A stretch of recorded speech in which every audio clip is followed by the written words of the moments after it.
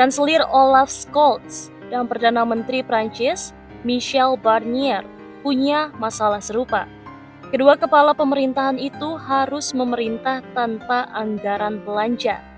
Tanpa dukungan mayoritas fraksi di parlemen, rancangan belanja pemerintah di kedua negara tidak dikabulkan. Anggaran belanja negara pada dasarnya adalah program pemerintah dalam bentuk angka. Tapi justru di tengah perang Ukraina serta kemenangan Donald Trump di Amerika Serikat, kedua negara terkaya di Uni Eropa justru ibarat kehabisan bahan bakar. Perdana Menteri Barnier masih dapat mengharapkan anggaran reguler pada tahun 2025 meskipun kalah pemilu. Tapi hal ini tidak lagi berlaku bagi pemerintahan minoritas yang masih berkuasa di Berlin.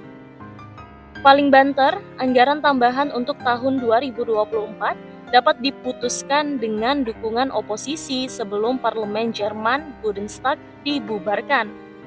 Hal ini menjadi genting karena pemerintahan Scholz kekurangan uang tahun ini, terutama untuk membiayai pengeluaran tambahan sebesar 3,7 miliar euro dana bantuan sosial dan lebih dari 10 miliar euro dana stimulus untuk mempromosikan energi terbarukan.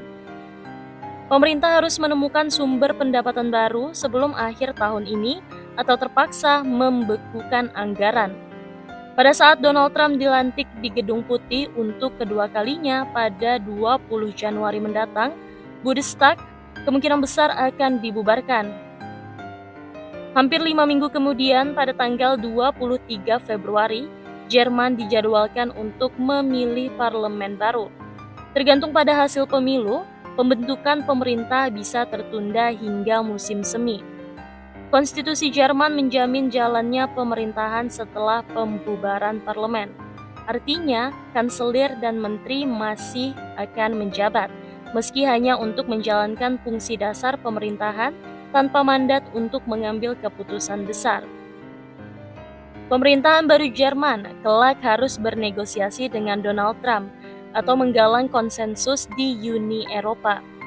Selama ini, pemerintahan koalisi Partai Sosial Demokrat (SPD), Partai Liberal Demokrat (FDP), dan Partai Hijau dikenal sebagai mitra sulit karena acap bersilang ideologi di dalam kabinet.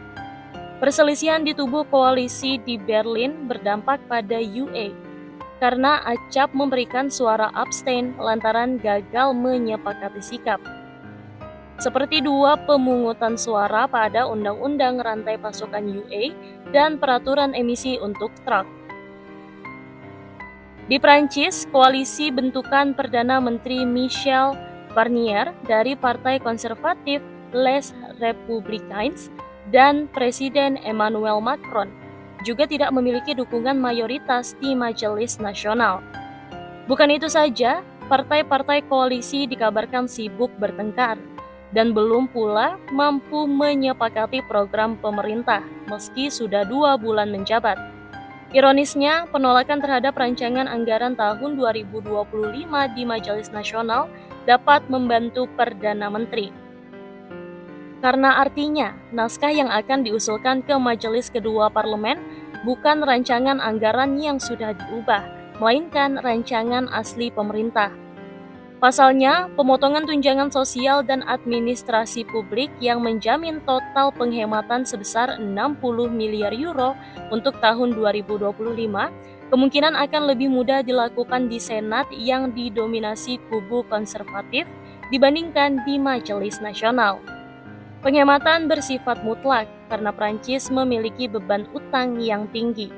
Pada bulan Juni, Komisi UE memulai proses terhadap Prancis, sementara lembaga pemeringkat keuangan juga mulai mengawasi Prancis. Dengan defisit 6% PDB tahun ini dan tumpukan utang sebesar 113% PDB, situasi fiskal di Paris tergolong dramatis. Setelah mosi percaya adalah sebelum mosi tidak percaya.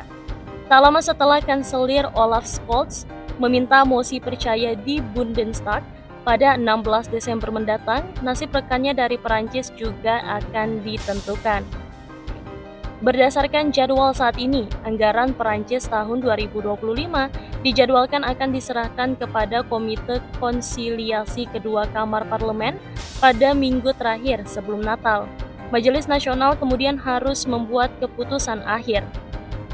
Sangat mungkin bahwa pemerintah Prancis akan menggunakan pasal khusus untuk meloloskan anggaran tanpa pemungutan suara akhir. Jika pemerintah mengandalkan pasal 49.3, oposisi punya waktu 24 jam untuk mengajukan mosi tidak percaya. Jika dia mendapat suara mayoritas, pemerintah harus mengundurkan diri dan usulan anggaran akan gagal. Jika skenario ini terjadi, dua negara dengan perekonomian terbesar di Uni Eropa akan lumpuh secara politik di tengah eskalasi perang di Ukraina dan pemerintahan Donald Trump yang skeptis terhadap Eropa. Di kedua negara, pengelolaan anggaran ini terbatas pada kewajiban yang ditetapkan secara hukum dan sudah ada, serta hanya dimaksudkan untuk menjamin fungsi dasar negara. Gaji, pensiun, dan tunjangan sosial tetap dibiayai, namun proyek-proyek politik akan tertunda. Kanselir Olaf Scholz dan rekannya dari Prancis, Michel Barnier, akan bertemu di kantor kanselir di Berlin minggu depan. Tidak ada yang tahu apakah pertemuan pertama di Jerman itu akan menjadi awal perjumpaan atau malah perpisahan.